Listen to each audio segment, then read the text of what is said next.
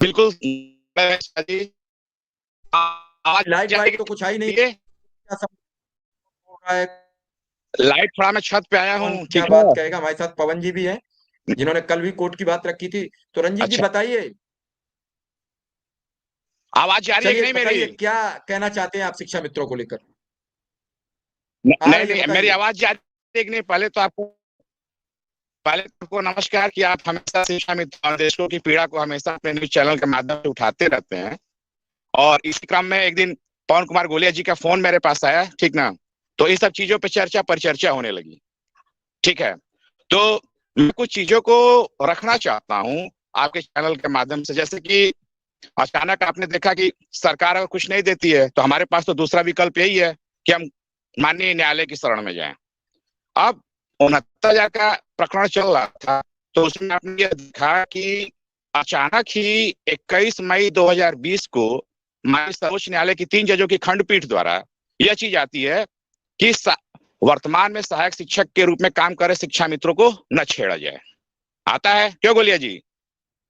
तो अब उसके बाद से मैं यह देखता हूं कि सरकार को मॉडिफिकेशन के लिए जाना पड़ता है कोर्ट में दोबारा, जब 37,000 पद होल्ड किए जाते हैं कि माय लॉर्ड, यहाँ तो 69,000 का प्रकरण चल रहा था और आपने इनको एज असिस्टेंट टीचर का दर्जा दे करके स्टेट को आपने इसमें इश्यू का जन्म कैसे दे दिया। आज आप लोग सभी लोग जानते हैं कि 28 जून 2018 का गजट अवैध हो चुका है, लेकिन फिर भी सरकार, और ब्रिज कोर्स भी 2 साल नहीं हुआ है, लेकिन फिर भी सरकार अवैध लोग को वेतन दे रही है।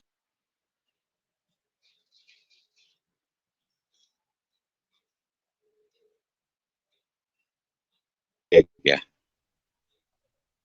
हाँ, लिंक कट गया क्या? जी आवाज आ रजनीश जी रही जल्दी है? बोलिए।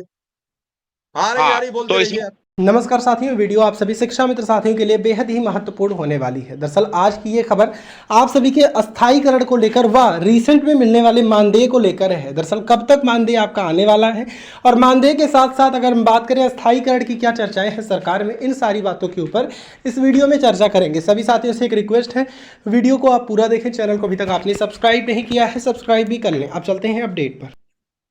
हाँ, इसमें ऐसे भी लोग हैं जो कि 20,000 बगैर टीटी वेतन पा रहे हैं। अब यहाँ पे ये हुआ कि जब ये मैटर सुप्रीम कोर्ट में पुनः उछला है कि जब अवैध बीएड के कारण कट ऑफ उनको 60-65 करना पड़ गया, 2 गुना से ज्यादा कैंडिडेट पास हैं।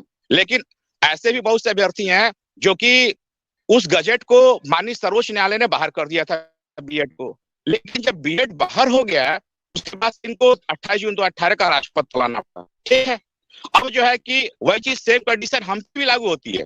वही बीबीसी लंदन की ऑडियो को 25 जुलाई 2017 के माननीय सर्वोच्च न्यायालय के आदेश को इस सरकार क्या किया कि उत्तराखंड उसी भारतीय जनता पार्टी की सरकार ने बना दिया। आज यहाँ पे वो चीजें लागू क्यों नहीं हो सकती? जब एक गजट वैलिड है तो दूसरा भी मान्य होना चाहिए। जब समवर्ती सूची का केंद्र का नियम प्रभावी होता है, होना चाहिए कि नहीं होना चाहिए मिश्रा जी? बिल्कुल होना चाहिए। अगर वह गजट अवैध होता है तो यहाँ पे भी अवैध होना चाहिए, हटेगा तो दोनों हटना चाहिए, और बहाल होगा तो दोनों ही बहाल होना चाहिए। ऐसा नहीं है कि आप एक दूसरे के साथ सौतेला व्यवहार तो कर नहीं सकते। जब इसी चीज को जब उस दिन माननीय तुषार मेहता जी ने उठाया तो आपने देखा होगा कि उन्होंने जब अनिरुद्ध बोस सर ने कहा कि भाई हम तो क्लैरिफाई कर चुके हैं, तो उन्होंने रिक्वेस्ट किया कि इनके जीवन का सवाल है, तो वो स्वीकार करके उनके अंदर थोड़ा सा मानवीय दया की दृष्टि आ गई। तो उन्होंने पूछा कि क्या ब्रिज कोर्स के माध्यम से इनको डीएलएड के इक्विवेलेंट बनाया जा सकता है, और सूची मांगी। तो हम ये जानना चाहते हैं कि अगर उनको मिल सकता है तो हमें क्यों नहीं मिल सकता? हम तो ऑलरेडी 40-45 में भी थे। अगर आप इनको बाहर करते हैं तो भाई कुल मिला के मैं प्रदेश के टेट पास शिक्षा मित्रों, प्रदेश के समस्त शिक्षा मित्रों से अपील करना चाहूंगा कि आप आकर के वहां ऑब्जेक्शन खड़ा करिए और दमदार वकीलों का पैनल लेकर के आइए।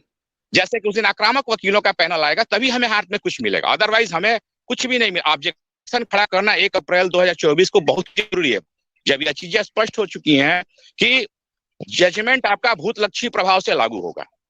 यह चीजें भी स्पष्ट हो चुकी हैं। और हमारे लिए सबसे बड़ी चीज है कि जब चंद्रमोहन नेगी का हिमाचल प्रदेश का जजमेंट आ चुका है, जिसके आधार पर कि क्या है, आपको हमेशा ही 15 साल बाद पीएचडी करा वाली चीज है। उमा देवी जजमेंट कहता है कि 10 साल के बाद इन किसी भी संविदा कर्मी को नियमित करने का दर्जा देना चाहिए, ठीक है।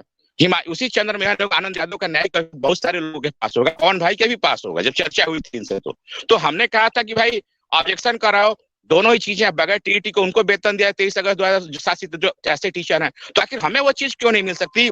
839 से